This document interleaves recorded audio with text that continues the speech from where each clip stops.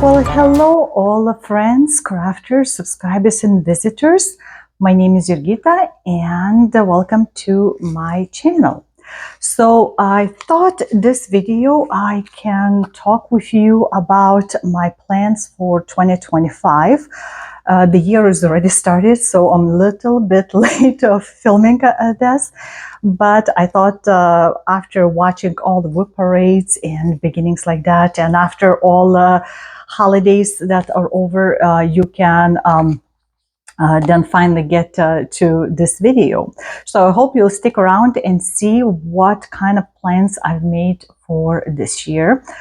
And I'm wondering which ones of you'll be of those plans you'll be able to follow, and which ones will be your favorites. So let me know in the comments below. So again, I have my handy dandy little tiny notebook that I've been using since last year. So I'm gonna continue looking at it. I've printed out my the whole list of I have WIPs that continue into this year from last year, and just a few possible starts that I'm hoping to start either from magazines or from a different kits or patterns. So if you've watched a previous year of mine, you'll know that I've started a lot of new things last year, including my list I had for something totally different, not necessarily cross-stitch related. So I got quite a few of these parts done, and now I have to continue them. So after all those new starts, I was running out of even the frames, all kinds of different frames, and I've made my homemade frames, for which I have very detailed tutorial in my channel, and I'll have that link below too. And I was running out of them, so I decided this year I'm gonna concentrate on the finishes. So my goal, sort of the theme this year, is 2 into 1, which means I finish 2 projects and only then I can start one new. So like shorten at least by half. And sort of by my calculations, because I'm trying not to count again stitches this year, so I figured out approximately how much those projects that I want to finish would have stitches. And again, I'm not gonna try to rush this year through all those stitches and projects, and I'm not gonna push myself to, oh, I have to finish this, and we'll see how it goes again, because I kind of liked how it was last year. It made me more relaxed, like not in a hurry all the time. So I was taking more time, and plus, you know, life happens too. So I had to deal with life things. So my hope, plan and hope for this year is to finish about 13 projects of various sizes. And I'm hoping to just get, let's say, 4, 5, 6 projects and just work on them each month. And once one is finished, then I can grab another one from my list and plug it in. That will include my bags, my full coverages, my specialty stitch projects, and my smalls, because the smaller ones are easier for me to take to my stitch group that we meet about the 3, now it's practically 4 times a month, either at our local library, or sometimes we just pop in at like local Panera bread company, or places like this that we're trying to kind of also stitch in the public more. So for that, it's easier for me to take something smaller versus my ginormous full coverage projects. So I'm gonna be including pictures of what the project should look like, probably somewhere here, and I'll talk a little bit about that. So I decided to kind of look from my oldest ones, because especially full coverage that I need to work on more, because it takes longer to stitch them. So my very old eldest project is A Spoiled Child by Astra. And I started that in at the end of February of 2019. And this year, I'm going to be working from about 84.79% because I have CrossFit Saga, and she also offers the PDF versions. So I have about 35,180 crosses left. And I'm stitching this as a full cross on, I think, 18 count. Ada fabric. So I'll be having that as one of my beginning of the year starts every month. I've been stitching that every month in beginning of the month for past year, I think, or two even.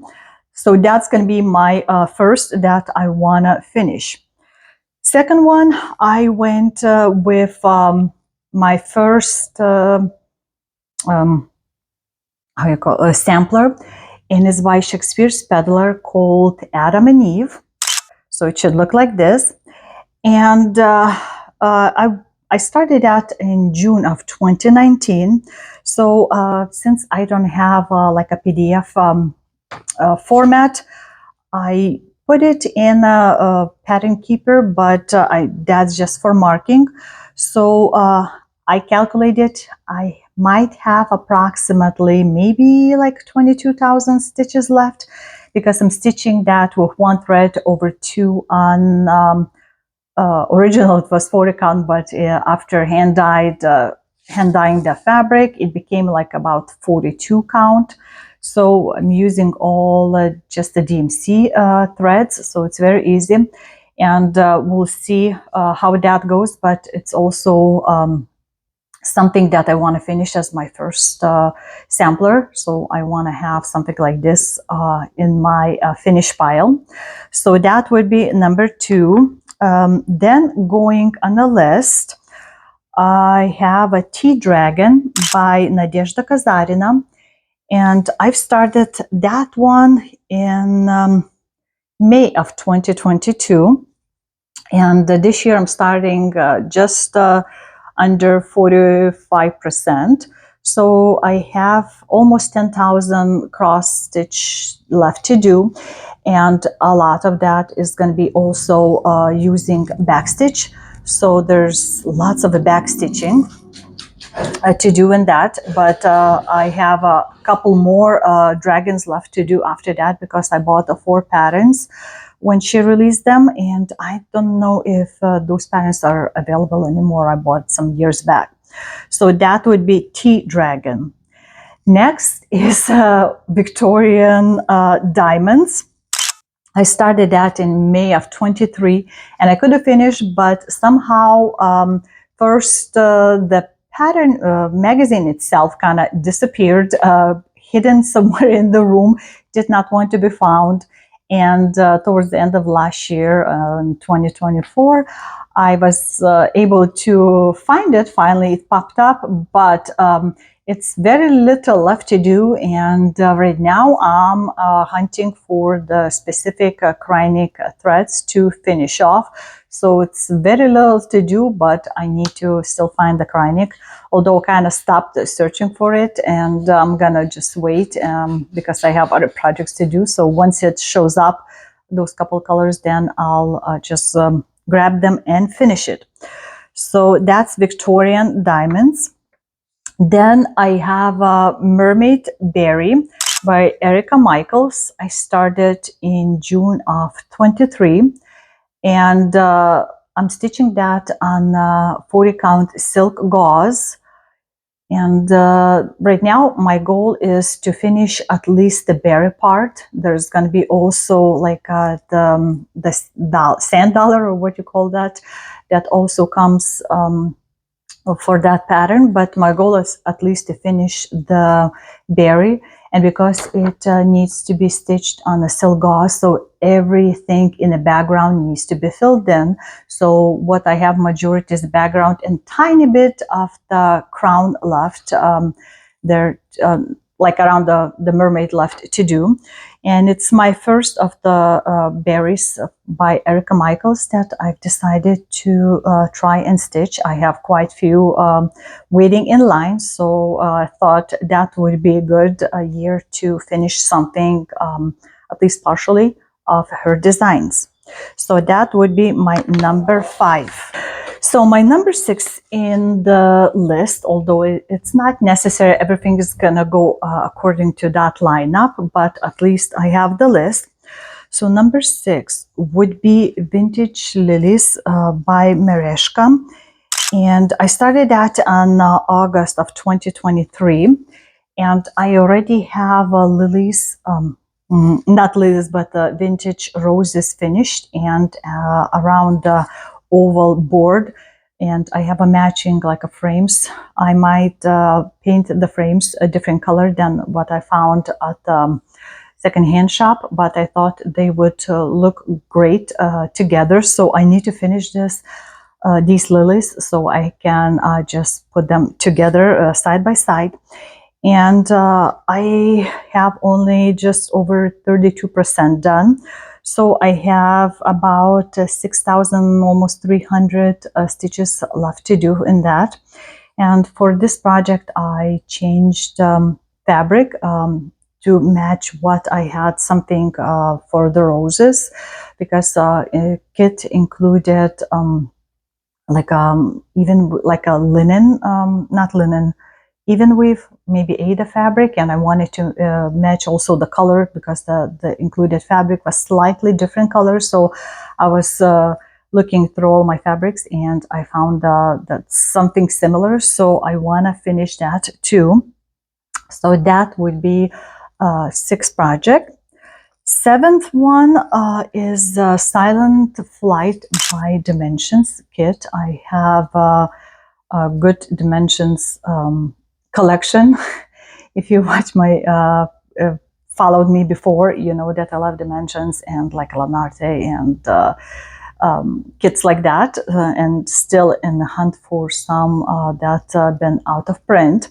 So Silent Flight, I started in January of last year, so it's about a year been, and right now I have barely, almost like 25% done. And I'm stitching that on the original included fabric in the kit.